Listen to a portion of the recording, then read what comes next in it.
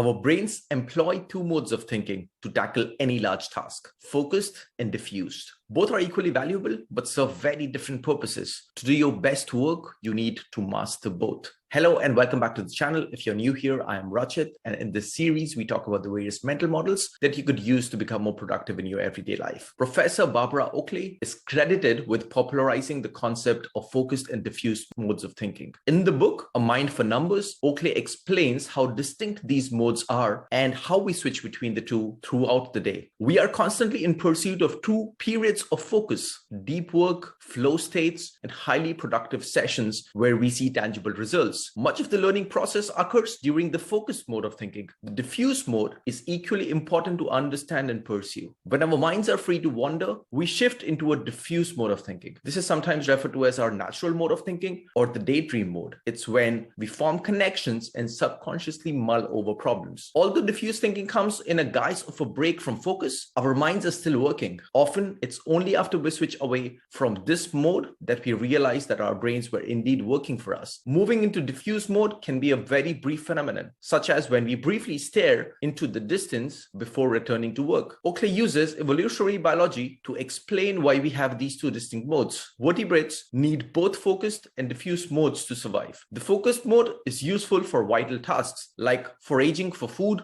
or caring for offspring. On the other hand, the diffuse mode is useful for scanning the area for predators and other threats. A bird, for example, needs to focus carefully so that it can pick up any tiny pieces of grain as it pecks into the ground for food, and at the same time, it must scan the horizon for predators such as hawks. If you watch birds, they will first peck and then pause to scan the horizon, almost as if they were alternating between focused and diffuse modes. Both modes of thinking are equally valuable, but it's the harmony between the two which matters. We can't maintain the focus of the focused mode for long. At some point, we need to relax and slip into the diffuse mode. Learning a complex skill like a language, a musical instrument, chess, a mental model requires both modes to work together. We master the details in focus mode, then comprehend how everything fits together in the diffuse mode. It's about combining creativity with execution. Think of how your mind works when you read. As you read a particular sentence of a book, you can't simultaneously step back to ponder the entire work. Only when you put the book down, you can develop a comprehensive picture, drawing connections between concepts and making sense of it all. History is peppered with examples of serendipitous discoveries and ideas that combine diffuse and focused thinking. In many cases, the broad insight came during diffuse thinking periods, while the concrete development work was accomplished in the focused mode. Einstein figured out relativity during an argument with a friend, but then spent decades refining and clarifying his theories for publication, working until the day before his death. Many of Stephen King's books began as single sentences scribbled in a notepad or on a napkin after showering, driving, or walking. To turn these ideas into books, he then sticks to a focused schedule, writing 2,000 words each morning. Take a look at the recorded schedule of any great mind and you will see a careful balance between activities chosen to facilitate both focused and diffuse mode of thinking. How can we better fit the two modes together? One way is to work in intense focused bursts. When the ideas stop flowing and diminishing returns set in,